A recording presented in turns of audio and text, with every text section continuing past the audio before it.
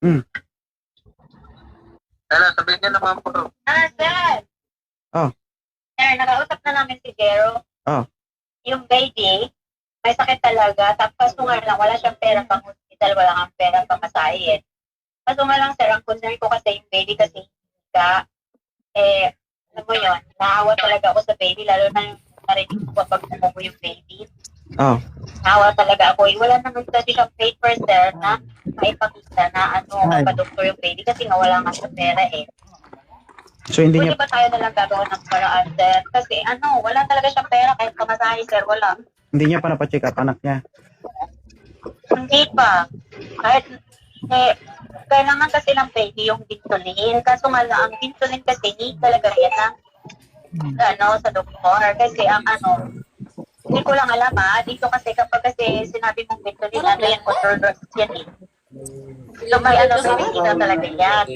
Kaya kahit man lang sabi ko kay Ma'am kahit man lang bigyan ng pamasahe at saka pagbilhin po ng ng baby kasi yung baby hindi na rin makakain.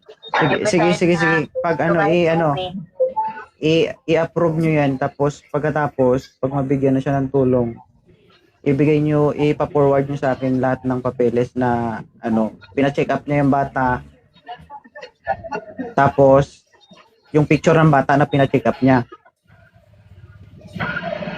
So, i-approve, sir, tapos pag nandun na siya, kailangan siya ng picture na na sila sa ospital? Oo. Ibalik, di ba nabigyan na siya ng tulong? Kailangan niyang magbigay sa atin ng papel na pina-check up niya yung bata, na galing yung, kumbaga yung yung medical records ng bata, ibigay niya sa akin. Okay. Tapos yung pictures. Yung mga gamot, sir? Yes. Pagkatapos ng live ko, saka na magbigay. Okay, paano yun? Wala pa nga po pang pa-doktor. Bibigyan na nga natin. Tutulungan na natin. Okay po. Sige po, tayo na lang mga admin muna po magbigay para makapagpa-doktor na Sige. yung bata. Sige, sir. Bye-bye. Sir, magpadala na ako sa'yo. Banat.